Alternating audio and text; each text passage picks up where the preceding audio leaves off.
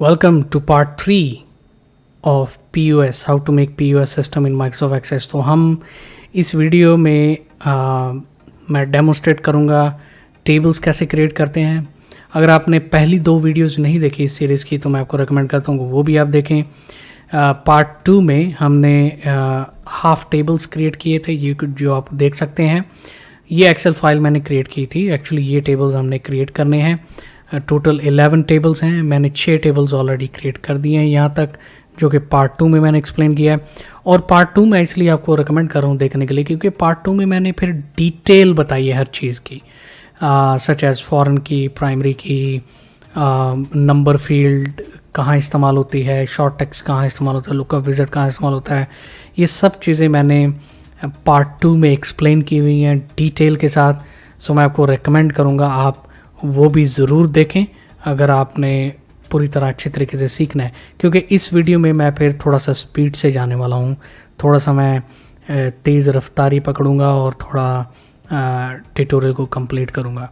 सो आज की वीडियो में हम जो बाकी के टेबल्स हैं वो क्रिएट करेंगे, जैसा कि इनवॉइसेस से लेके और हम पेरोल लाइंस तक हम ये टेबल्स क्रिएट करेंगे, ठीक है।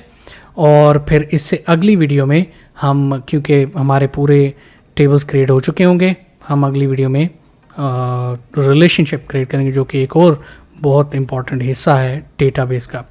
सो ये बहुत इम्पॉर्टेंट है कि आप पहली वीडियो भी देखें ताकि आपको पता चल सके। सो मैं स्टार्ट करने से पहले एक बात ज़रूर कहना चाहूँगा। मेरा एनालिटिक्स अभी तक बताता है भाई मेरे 92% व्यूअर्स ने अभी तक सब्सक्राइब ही नहीं किया चैनल ने। यार अगर आप 92% व्यूअर्स सब्सक्राइब कर देंगे मेरे चैनल को तो बहुत बेहतरीन हो जाएगा ना। मतलब मुझे भी सपोर्ट मिलेगी, मुझे भी अच्छा लगेगा कि लोग पसंद कर रहे हैं इसलिए सब्सक्राइब कर रहे हैं चैनल को। सो अगर आपको लगता है कि ये चैनल वैल्यू डिलीवर कर रहा है या इन फ्यूचर ये वैल्यू डिलीवर करेगा, और ऑफ कोर्स आप मुझे सपोर्ट करते रहेंगे, तो मैं डेफिनेटली जितनी मुझे ज़्यादा सपोर्ट मिलती जाएगी उतना ही ज़्यादा मैं अपने कंटेंट को पॉलिश करता रहूँगा और हमेशा अपग्रेड करता रहूँगा इसको। सो उम्मीद करता हूँ आप थोड़ी सपोर्ट करेंगे, थोड़ा मोटिवेट करेंगे। और कुछ फ्रेंड्स के कमेंट्स आते हैं, बहुत अच्छा लगता है पढ़ के, इंटरेक्ट करके कि उनको फ़ायदा हो रहा है, कुछ ना कुछ मिल रहा है इन वीडियो से, तो बहुत अच्छी बात है ये। बट जिन्होंने नहीं सब्सक्राइब किया, अगर आप देख रहे हो अभी वीडियो और अगर आपने नहीं सब्सक्राइब किया तो कर लो भाई, ये रेड बटन दबा दो, ठीक है ना। कोई बात नहीं, फ्री ऑफ कॉस्ट है, कोई बात नहीं है। ओके, तो चलो जी, आज हम बात करते हैं इनवॉइसेस से स्टार्ट करते हैं टेबल और पेरोल लाइंस तक हम क्रिएट करते हैं टेबल, ठीक है। सो माइक्रोसॉफ्ट एक्सेस में चलते हैं। टेबल क्रिएट करने के लिए आप क्रिएट टैब पे जाएंगे और टेबल के ऊपर क्लिक करेंगे, राइट क्लिक करें और डिज़ाइन व्यू पे क्लिक करें और यहाँ पे आप टेबल का नाम दे दें। सो क्या टेबल हम क्रिएट करने जा रहे हैं? इनवॉइसेस टेबल, ठीक है। सो एंटर करें। अब पहली फील्ड कौन सी है? Invoice ID. इनवॉइस आईडी हमेशा आईडी ही है, हमेशा पहली फील्ड होती है, चाहे वो ऑर्डर आईडी है, एम्प्लॉय आईडी है, इनवॉइस आईडी है, सप्लायर आईडी है, प्रोडक्ट आईडी है, कैटेगरी आईडी है, जो भी आईडी है, पहली आईडी हमेशा मैं ऑटो नंबर पे रखता हूँ और हमेशा ये मेरे डेटाबेस एप्लीकेशन में प्राइमरी की कंसीडर होती है उस टेबल की। और हर टेबल में प्राइमरी की इंपॉर्टेंट है, बहुत इंपॉर्टेंट। उसके बगैर तो आप टेबल क्रिएट कर ही नहीं सकते, सेव हो ही नहीं सकती इंफॉर्मेशन, ठीक है। Invoice date, date and time, फिर हम ऑर्डर नंबर। अब ऑर्डर नंबर इस टेबल में ये फॉरेन की है और जो ऑर्डर टेबल है, ये वाला टेबल है, इसमें जो ऑर्डर नंबर है वो प्राइमरी की है, ठीक है। ये याद रखें क्योंकि जब मैं नेक्स्ट वीडियो में आपको रिलेशनशिप्स के बारे में बताऊंगा तो तब यहाँ पे वहाँ पे ये चीज़ बड़ी इंपॉर्टेंट आपके काम आने वाली है। और जब भी रिलेशनशिप क्रिएट करना है, जब फॉरेन की और उसकी जो फॉरेन की का डेटा टाइप और प्राइमरी की का डेटा टाइप एक ही टाइप का होना चाहिए, अदरवाइज एरर आ सकता है।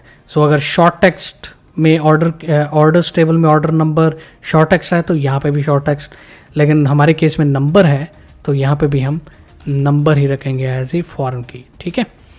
ऑर्डर टोटल, अब ये ऑर्डर टोटल, यहाँ पे पैसों की बात आ रही है, प्राइसेस की बात आ रही है, मनी की बात आ रही है।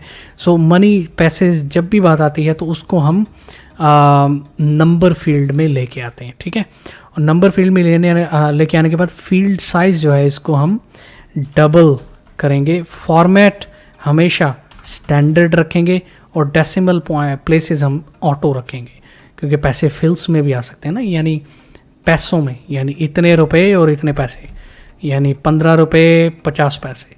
वेल ऐसा अभी होता तो नहीं है बट चलो एग्जांपल ले ही लेते हैं ना, अगर ऐसा हो तो इन केस तो फिर कैसे। सो डबल हमेशा डबल रखें और डेसिमल पॉइंट्स ऑटो रखें, ठीक है। फॉर्मेट स्टैंडर्ड रखें। अच्छा, ऑटो की बजाय आप चूज़ कर सकते हैं 1 2, ये भी आप चूज़ कर सकते हैं। हम डाउन द लाइन देखेंगे, अगर हमें चेंज करने की ज़रूरत हो तो हम डेफिनेटली ऑटो से हम चेंज कर लेंगे इनको, ठीक है। अभी ऑटो ही रहने देते हैं। डिस्काउंट परसेंटेज, अब ये आप परसेंटेज डिस्काउंट, जब आप इनवाइस बना रहे हैं, कस्टमर आपके सामने है तो कस्टमर कहे यार थोड़ा सा डिस्काउंट, तो कैशियर को वो ऑथराइजेशन होनी चाहिए कि इतने % डिस्काउंट आप दे सकते हो। सो डिस्काउंट परसेंटेज भी एक बहुत इंपॉर्टेंट रोल है, और डिस्काउंट परसेंटेज में यहाँ पे भी हम डेटा टाइप नंबर ही रखेंगे, लेकिन यहाँ पे अगर आएंगे तो फॉर्मेट इसका % में रखेंगे, ठीक है। और इसके डेसिमल पॉइंट हम 0 रखेंगे, क्योंकि हमें एग्जैक्ट परसेंटेज चाहिए। 5%, 10%, 8%, 1%, जितना भी है वो हमें चाहिए, ठीक है। सो ये हो गया। नेक्स्ट आएगा डिस्काउंट, यानी अमाउंट में कितना डिस्काउंट। यहाँ तो ऊपर वाले में तो % थी, नीचे वाले में अमाउंट आएगी। तो जब अमाउंट की बात करते हैं तो फिर हम नंबर फील्ड ही इस्तेमाल करेंगे, लेकिन यहाँ पे हम कैलकुलेट करेंगे। तो भाई ऑटोमेशन करनी चाहिए जहाँ पे ऑटोमेशन हो सकती है, यानी कि मकसद ये है कि जब ऑर्डर टोटल तो ऑटोमेटिकली आ जाएगा, जब कैशियर डालेगा डिस्काउंट देना 5% फ़र्ज़ करें, तो यहाँ पे अगर आपने कैलकुलेट फील्ड डाली है तो ऑटोमेटिकली डिस्काउंट कैलकुलेट हो जाएगा, तो फ़ायदा होगा ना। ऐसा यूज़र इंटरफेस क्रिएट होना चाहिए जिससे यूज़र को भी फ़ायदा हो, मज़ा हो, ऑटोमेशन हो जितनी हो सकती है, ताकि एरर्स को भी बचाया जा सके। तो इसके लिए हम करेंगे order total multiply by discount percentage, ठीक है। यानी कि 5% डिस्काउंट और मल्टीप्लाई करेंगे ऑर्डर टोटल के साथ, हमारे पास डिस्काउंट वैल्यू आ जाएगी। लेकिन इसको भी हम रिज़ल्ट टाइप डबल रखेंगे, स्टैंडर्ड फॉर्मेट और auto decimal places. Again decimal places शायद मुझे कंफर्म नहीं, लेकिन शायद हमें चेंज करनी पड़े डाउन द लाइन, कर लेंगे हम। नेट RSP, ये भी नंबर फील्ड में आती है, ठीक है। नेट RSP, अब हम जो अमाउंट कलेक्टेड है वो हम कैलकुलेट करेंगे, ठीक है। अच्छा, एक और बात है, नेट RSP में हम इसको कैलकुलेटेड कर सकते हैं। उससे क्या होगा कि जब डिस्काउंट कैलकुलेट हो तो ऑटोमेटिकली ऑर्डर टोटल से डिस्काउंट कैलकुलेट हो जाए और जो बाकी अमाउंट है वो नेट RSP में आ जाए, तो हम कैलकुलेटेड फील्ड हम क्रिएट कर सकते हैं। इसको डिलीट करते हैं दोबारा। नेट RSP कैलकुलेटेड, इसमें भी हम करते हैं जी order total minus discount. So order total यानी कि फर्स्ट करें डिस्काउंट से पहले 500 थी प्राइस और डिस्काउंट दिया 5%, सो उसके 50 रुपये डिस्काउंट बने तो 450 नेट RSP। ओके, ये भी ऑटोमेटिकली कैलकुलेट होनी चाहिए। रिज़ल्ट टाइप में डबल स्टैंडर्ड फॉर्मेट होना चाहिए। अमाउंट कलेक्टेड, ठीक है, अमाउंट कलेक्टेड, कितनी अमाउंट कलेक्ट की है ये भी नंबर में आना चाहिए, डबल स्टैंडर्ड। नेक्स्ट फील्ड है हमारी जी बैलेंस। सो नेट RSP के बाद नेट RSP फर्स्ट करो 450 है, अमाउंट कलेक्टेड कितनी है और बैलेंस कितना रह गया, बैलेंस भी हम कैलकुलेटेड फील्ड कर लेते हैं। सो नेट RSP 450 है, अमाउंट कलेक्टेड कितनी है वो उससे हम कैलकुलेट कर लेते हैं और बैलेंस ऑटोमेटिकली कैलकुलेट है। सो 450, अगर कस्टमर ने 450 का 450 ही पे कर दिया है तो बैलेंस 0 आएगा। अगर 450 का से कम पे किया है तो जितनी कम पेमेंट हुई है उसका बैलेंस आ जाएगा, ठीक है। इसको भी हम डबल और स्टैंडर्ड डेटा फॉर्मेट टाइप रखेंगे। फिर इनवॉइस का स्टेटस क्या है, शॉर्ट टेक्स्ट रखेंगे, उसमें 25 status date date and time, ठीक है जी। वेरीफाइड बाय, इनवॉइस वेरिफिकेशन भी होती है ना, सो वेरीफाइड बाय, किसने वेरीफाई की इनवॉइस को, कब वेरीफाइड हुई इनवॉइस, ठीक है, वो भी इंफॉर्मेशन रख लेते हैं। पेड बाय, पैसे किसने दिए, कस्टमर का नाम, वो भी हम डाल सकते हैं। मोबाइल, नॉर्मली कोई इतना वो नहीं रखता ख्याल कि किसने, लेकिन इट वुड बी गुड आप अगर कस्टमर से पूछेंगे, ये फंक्शनलिटी देंगे कस्टमर को पूछने के लिए कि आपका नाम क्या है, तो आपका मोबाइल नंबर क्या है, रिकॉर्ड क्रिएट करने के लिए, ठीक है। सो ये इनवॉइस टेबल भी हो गया जी, ये डन हो गया। अब हम क्रिएट करते हैं purchase table. Purchase table basically इस्तेमाल होता है जब आपने सामान के परचेज़ करना है। ज़ाहिर सी बात है, आप होलसेलर से, फैक्ट्री से सामान परचेज़ करेंगे तो ही आप सेल कर सकते हैं ना, सामान परचेज़ करने के बगैर सेल तो नहीं ना हो सकती। सो परचेज टेबल बनाते हैं। सो यहाँ पे क्रिएट करते हैं table, right click, design, purchase, ठीक है। पहली फील्ड परचेज आईडी, दूसरी फील्ड क्रिएटेड ऑन, तीसरी फील्ड कैटेगरी आईडी, और ये हमने नंबर फील्ड रखनी है क्योंकि कैटेगरी अलग से टेबल है तो वो हम यहाँ पे उसको कनेक्ट कर लेंगे। प्रोडक्ट आईडी, ये भी फॉरेन की है, इसको हम कनेक्ट करेंगे प्रोडक्ट्स टेबल के साथ। फिर आ जाएगा परचेज प्राइस, ये नंबर फील्ड आएगी, double, standard, auto, quantity, quantity कितनी है, ये भी नंबर फील्ड आएगी, इसमें भी डबल, स्टैंडर्ड, ऑटो। फिर यूओएम, यूओएम मतलब यूनिट ऑफ मेजरमेंट, इसकी 5 लेंथ रखेंगे। ये सब मैंने एक्सप्लेन किया हुआ वीडियो नंबर 2 में, यूओएम के बारे में, यूनिट ऑफ मेजरमेंट के बारे में।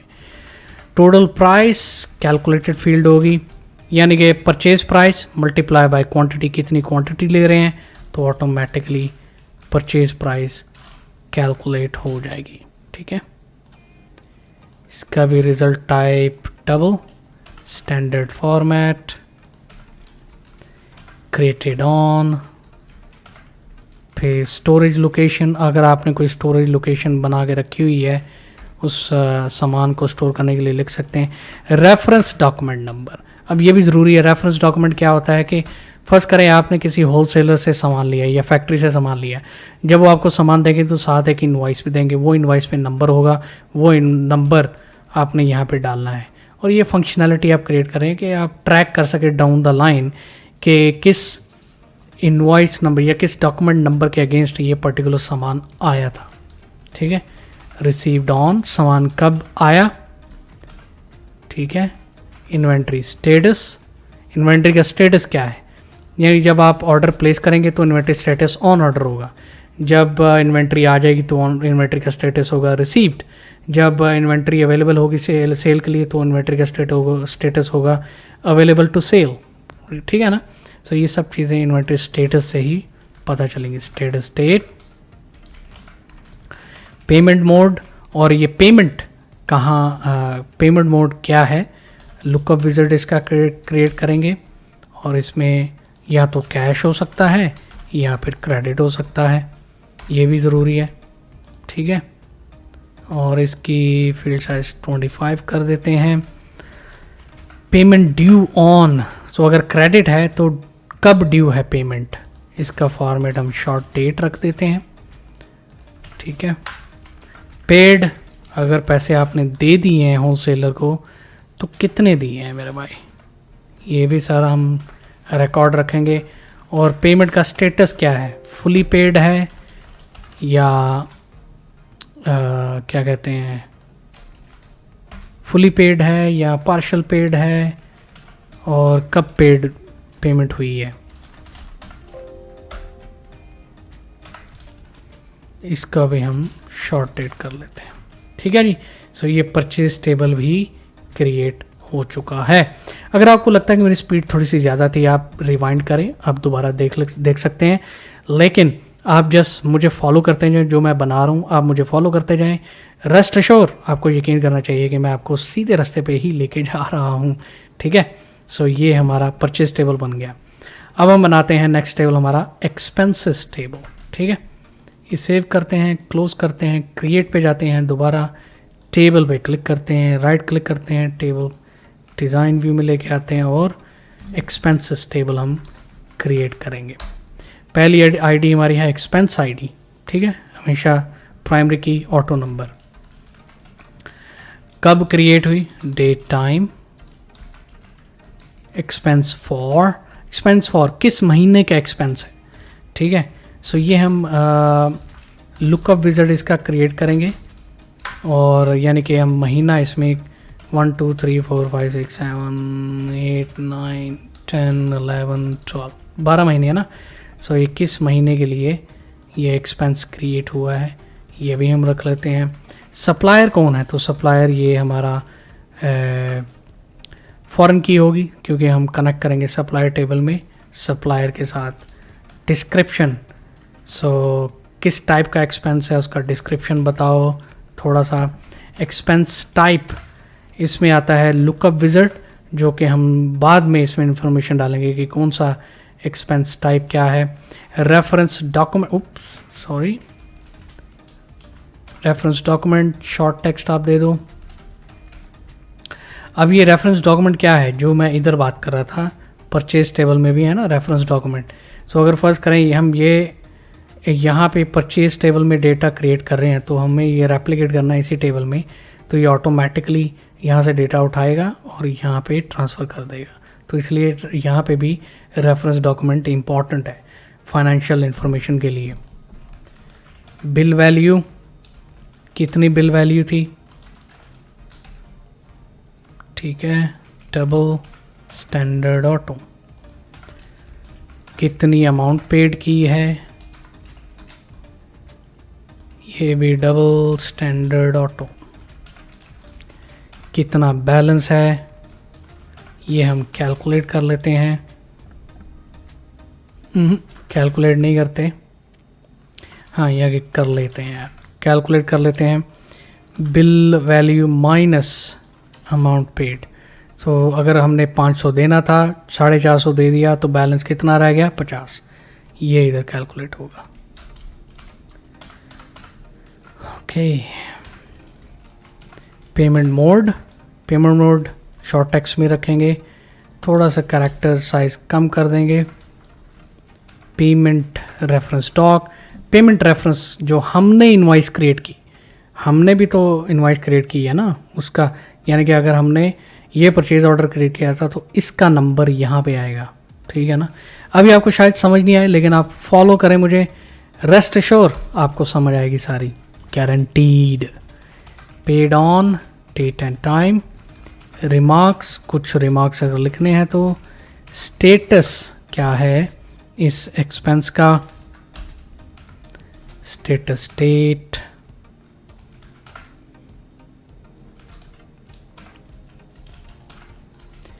पेमेंट ड्यू डेट, इसको हम शॉर्ट डेट कर लेते हैं, सेव कर लेते हैं। ठीक है जी, एक्सपेंसेस टेबल भी हो गया क्रिएट। अगेन आपको लगता है कि मैं थोड़ा सा ज़्यादा स्पीड में जा रहा हूँ तो आप पॉज करें, रिवाइंड करें, दोबारा देख लें वीडियो को। यही फ़ायदा है यूट्यूब का वीडियो कंटेंट का कि आप दोबारा से दोबारा देख सकते हैं। और दूसरी बात यह है कि मैं कब से रिकॉर्डिंग कर रहा हूँ, मैंने थोड़ा सा अभी थकावट भी फील हो रही है बोल बोल के, क्योंकि मैंने इंग्लिश के भी ट्यूटोरियल रिकॉर्ड किए हैं और ये मैं उर्दू हिंदी के रिकॉर्ड कर रहा हूँ, तो इतनी मेहनत होती है, इसलिए कह रहा हूँ कि सब्सक्राइब कर लो मेरे भाई। ओके, पेरोल सेव किया, क्रिएट पे क्लिक किया, टेबल, ओके, पेरोल टेबल, इसकी पहली फील्ड भी पेरोल आईडी है। अच्छा, पेरोल एक एडिशनल फीचर आप क्रिएट कर सकते हैं जिसमें आप कस्टमर को आप बता सकते हैं कि हमारे जो POS सिस्टम है उसमें आप पेरोल मैनेजमेंट भी कर सकते हैं। ऑल्दो थोड़ा सा बेसिक पेरोल मैनेजमेंट है, बट रेस्ट एश्योर काम तो करेगा, डेफिनेटली करेगा काम। और इससे ज़्यादा बढ़ के एक छोटी शॉप वाले को, ग्रोसरी शॉप वाले को या रिटेल स्टोर को कुछ भी नहीं चाहिए इसके अलावा, चाहे बेसिक हो, लेकिन आप बिल्ट इन कर फंक्शनैलिटी आप प्रोवाइड करेंगे तो वो एक ऐड ऑन होगा आपकी प्रोडक्ट में। ठीक है, सो इसलिए पेरोल फॉर, इसमें भी मंथ आता है, सो हम मंथ लुकअप विज़ार्ड हम लगाएंगे और 1 2 3 कौन से मंथ का पेरोल है ये हम डिसाइड कर रहे हैं। इसको सेलेक्ट करने के बाद नेट पेएबल, कितनी अमाउंट पे करनी है, सैलरीज, ठीक है। स्टेटस क्या है पेरोल का, पेड है, पार्शली पेड है, इन प्रोग्रेस है, फुली पेड है, क्या है स्टेटस, डेट एंड टाइम। सो ये भी टेबल हो गया क्रिएट, इसको भी क्लोज करते हैं। अब लास्ट टेबल हमारा आ गया है, वो है पेरोल लाइंस। सो ये टेबल हम क्रिएट करते हैं।